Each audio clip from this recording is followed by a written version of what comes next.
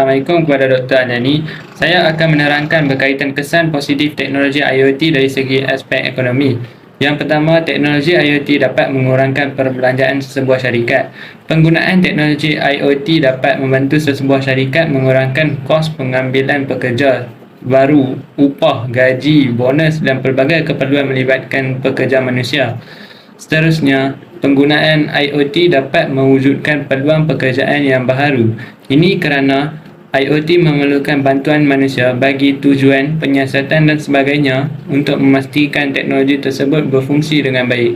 Oleh itu, peluang pekerjaan baharu akan tercipta disebabkan teknologi ini memerlukan tenaga kerja manusia yang mahir dalam bidang sains dan teknologi. Seterusnya, saya akan menerangkan berkaitan kesan negatif teknologi IoT dari aspek ekonomi. Yang pertama, hilang pekerjaan. Teknologi IoT akan menggantikan kerja manusia, terutamanya dalam sektor pertanian, pembuatan dan logistik yang boleh mengakibatkan pengangguran. Kedua, peningkatan dalam jurang pendapatan. Penggunaan teknologi IoT memerlukan pelaburan yang besar. Oleh itu, syarikat yang tidak dapat menampung kos tersebut akan mengakibatkan kemiskinan dari segi individu atau syarikat. Ini akan menyebabkan berlaku jurang pendapatan yang besar antara masyarakat. Seterusnya, saya akan menerangkan berkaitan kesan positif teknologi robotik. Yang pertama, teknologi robotik ini akan dapat membantu meningkatkan produktiviti sesebuah syarikat. Teknologi ini dapat membantu mengoptimumkan pengeluaran syarikat kerana robot dapat melaksanakan kerja pada kelajuan yang tinggi dan tepat. Yang seterusnya, ia dapat mengurangkan perbelanjaan syarikat. Robot dapat menggantikan kerja manusia serta mengurangkan kos seperti pengambilan pekerja baru, upah, gaji dan bonus. Robot juga tidak memerlukan cuti sakit dan seterusnya, menyebabkan kerja yang dilakukan tidak akan tergendala disebabkan masalah kesihatan. Assalamualaikum kepada Dr. Adnani. Saya Muhammad Azmin akan membentangkan bahagian kesan negatif robotik dari aspek ekonomi.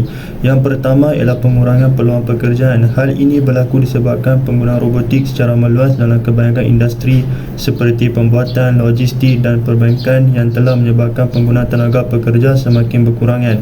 Robot-robot ini boleh melaksanakan tugas yang dilakukan oleh pekerja manusia dengan cepat dan mudah. Oleh itu, pekerja manusia digantikan dengan teknologi canggih seperti robot dan ini mengakibatkan pengangguran dan kesukaran mencari sesebuah pekerjaan. Selain itu, kesan negatif yang seterusnya adalah gangguan dalam rantai global di mana pergantungan tinggi pada teknologi robotik. Negara lain berkemungkinan akan menghadapi kesukaran untuk bersaing jika mereka tidak dapat mengekalkan peringkat teknologi yang sama atau membina industri yang kompetitif dalam robotik. Selain itu, keuntungan ekonomi yang dijana oleh teknologi robotik majoritinya akan diberikan kepada pemilik modal dan syarikat besar yang punya teknologi ini. Ini mungkin akan mengakibatkan jurang pendapatan dalam masyarakat di mana segelintir menjadi lebih kaya manakala majoriti yang miskin terus ketinggalan. Seterusnya, saya akan sambung dengan bahagian kesan positif IoT dari aspek sosial. Kesan positif yang pertama ialah pengangkutan cekap. Kita juga tahu bahawa dalam peringkat dunia pada masa kini, teknologi canggih seperti IoT ini diperkenalkan di mana ia dapat membantu manusia dalam mengatur perjalanan baik supaya dapat mengelakkan kesesakan lalu lintas. Contohnya, teknologi IoT ini dapat memberikan maklumat mengenai keadaan trafik dan juga dapat membantu pemandu kenderaan menggunakan laluan lain dalam meneruskan perjalanan ke arah destinasi yang ditujui dalam keadaan yang baik dan selamat.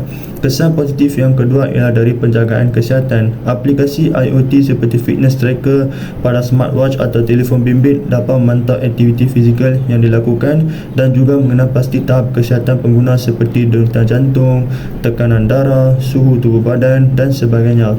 Oleh itu, melalui aplikasi tersebut, ia dapat memberikan informasi yang penting tentang risiko penyakit yang dihadapi dan juga dapat memudahkan doktor mengenal pasti dan merawat penyakit tersebut. Kesan positif yang terakhir ialah dari perlindungan dan keselamatan.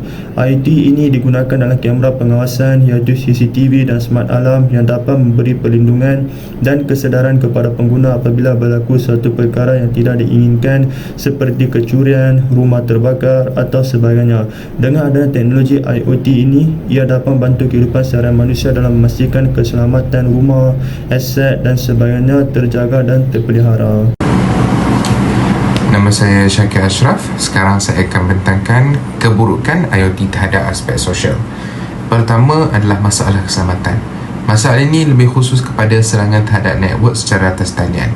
Hal ini disebabkan oleh sistem IoT saling berkait dan berkomunikasi melalui rangkaian yang besar, maka kawalan terhadap sistem ini kurang dan mudah terdedah. Kedua, ialah peningkatan bilangan pengangguran. Ini merujuk kepada tenaga pekerja mahir dan tidak mahir yang memerlukan kehadiran fizikal mereka di tempat kerja seperti pekerja kilang.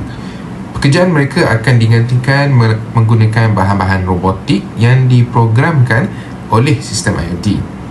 Ketiga, ialah kebergantungan terhadap kelajuan internet. Ini merujuk kepada keadaan mental masyarakat yang hanya akan menggunakan internet dan bukannya benda lain. Sekiranya tiada internet, mereka akan merasa kekurangan. Sekarang saya akan serahkan kepada pembentang yang seterusnya. Di bahagian ini, saya akan huraikan mengenai kesan positif robotik dari aspek sosial. Kesan positif yang pertama ialah peningkatan kecekapan dalam bidang industri. Robot merupakan salah satu teknologi terbaru yang sering digunakan dalam bidang industri dan ini telah banyak membantu manusia dalam meningkatkan pengeluaran dan produktiviti terutamanya di Amerika Syarikat.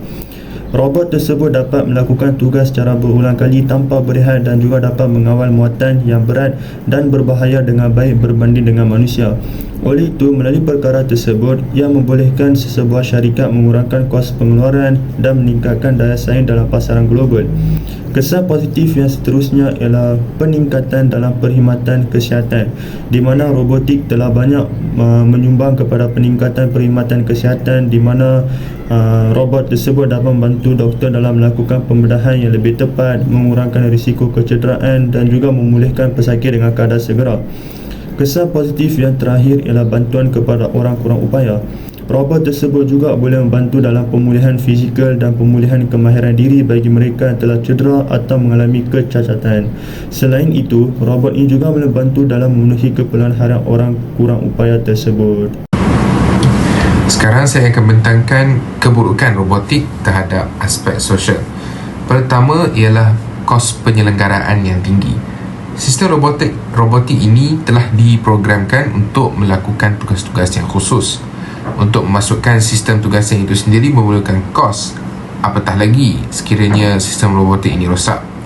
Kos pembaikan itu sendiri memerlukan kos yang tinggi. Kedua ialah sistem robotik ini tidak secekap manusia.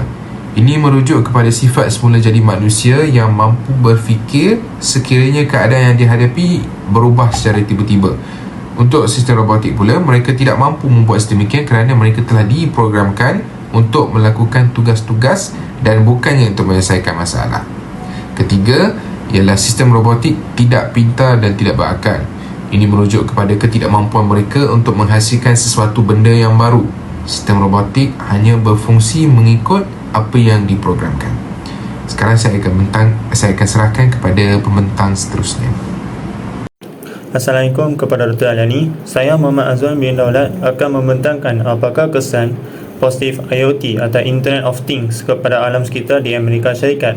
Antara salah satu daripadanya ialah ia dapat membantu dalam mengoptimumkan penggunaan tenaga dengan menghubungkan penderia sensor pintar kepada peranti elektronik seperti pendingin udara, lampu, peralatan rumah tangga dan sebagainya.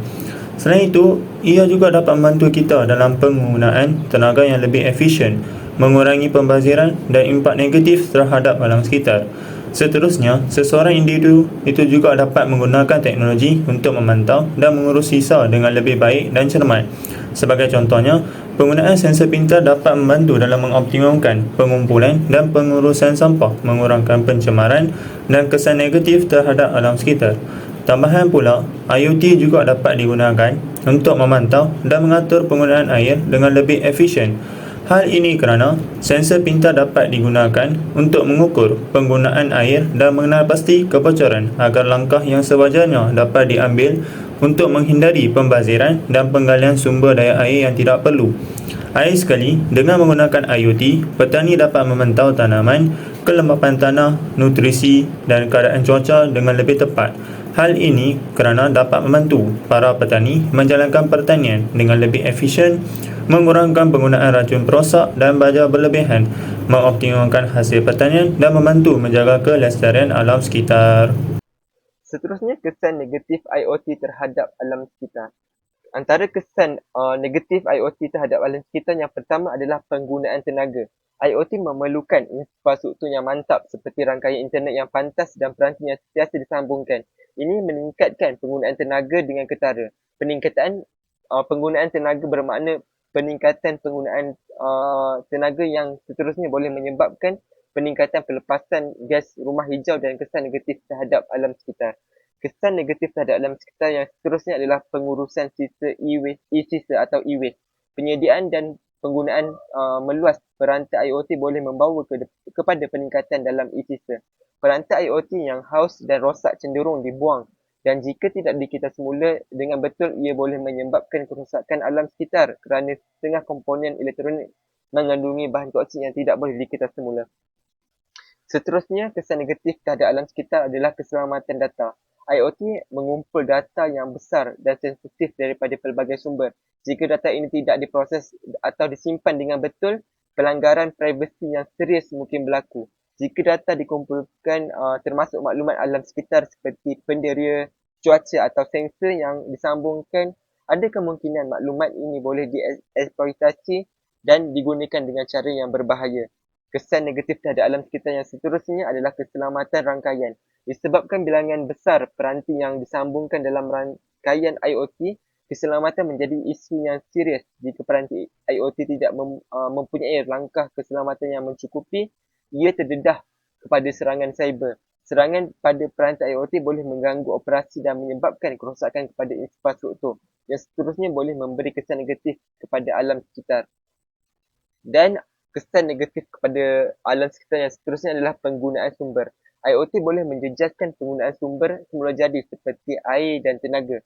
Sebagai contoh, dalam sistem pengairan automatik yang disambungkan, air boleh dibazirkan jika sensor tidak berfungsi dengan betul dan tidak disambungkan dengan betul. Ini boleh menyebabkan kesan negatif terhadap bekalan air dan alam sekitar.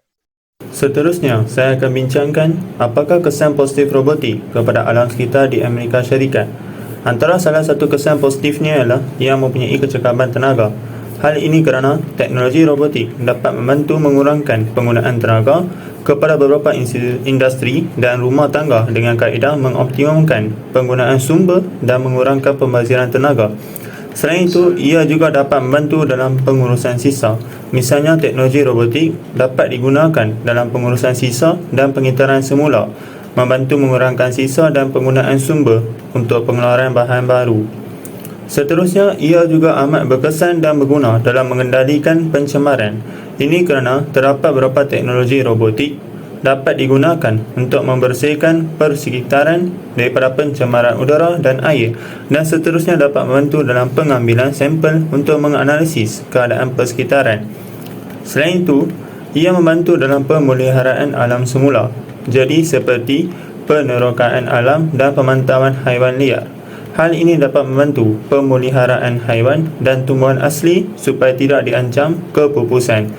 Akhir sekali, ia dapat membantu dalam peningkatan kecekapan produktiviti. Ini kerana penggunaan robotik dapat meningkatkan kecekapan dan produktiviti kepada beberapa sektor industri. Sebagai contohnya, industri pertanian. Seterusnya, ia dapat mengurangkan kesan kepada alam sekitar yang dihasilkan daripada pengeluaran. Selain itu, dengan adanya pengurusan yang tepat dari penggunaan robotik dan pemerintah Amerika Syarikat, teknologi robotik dapat digunakan secara positif untuk meningkatkan hubungan di antara manusia dengan alam sekitar. Robotik adalah bidang teknologi yang berkaitan dengan reka bentuk, pembinaan dan penggunaan robot. Sama seperti IoT, robotik juga mempunyai kesan negatif terhadap alam sekitar. Antara kesan negatif adalah penggunaan tenaga. Robot selalunya mempunyai kuasa elektrik untuk beroperasi. Penggunaan tenaga robot yang tinggi dan boleh meningkatkan penggunaan tenaga dan menyebabkan kepada pelepasan gas rumah hijau jika tenaga yang digunakan datang daripada sumber yang tidak mesra alam. Seterusnya, kesan negatif adalah sisi elektronik. Perkembangan pesat teknologi robotik telah menghasilkan robot yang lebih canggih dan kompleks. Apabila robot tersebut rosak, ia boleh menjadi e-waste. Jika tidak dikitar semula dengan betul, sisi elektronik ini mengandungi bahan berbahaya yang boleh mencemarkan alam sekitar jika tidak diuruskan dengan baik. Seterusnya adalah bahan dan sumber. Penggunaan robot melibatkan penggunaan bahan dan sumber semula jadi yang ketara. Penggunaan komponen robotik seperti logam, plastik memerlukan tenaga dan bahan mentah yang boleh menyebabkan kesan negatif terhadap alam sekitar, termasuklah penebangan hutan, pelombongan dan merosakkan pencemaran alam. Kesan negatif yang seterusnya adalah kesan terhadap habitat semula jadi. Robot yang digunakan dalam aplikasi seperti pertanian, penerokan hutan belantara boleh memberi kesan kepada habitat semula jadi. Penggunaan robot dalam pertanian intensif boleh menyebabkan kemusnahan tanah dan penggunaan racun proses secara berlebihan. Manakala penggunaan robot dalam penerokan hutan belantara boleh mengganggu hidupan liar dan ekosistem yang sensitif. Antara kesan yang seterusnya adalah anjakan tenaga kerja manusia. Penggunaan robot yang semakin meningkat boleh menggantikan tenaga kerja manusia dalam beberapa sektor. Walaupun ia boleh meningkatkan kecekapan dan produktiviti, impaknya ialah meningkatkan dalam jumlah pengangguran manusia. Pengangguran yang tinggi boleh mendatangkan kesan sosial dan ekonomi yang buruk, termasuklah pengurangan pendapatan dan ketidakstabilan sosial.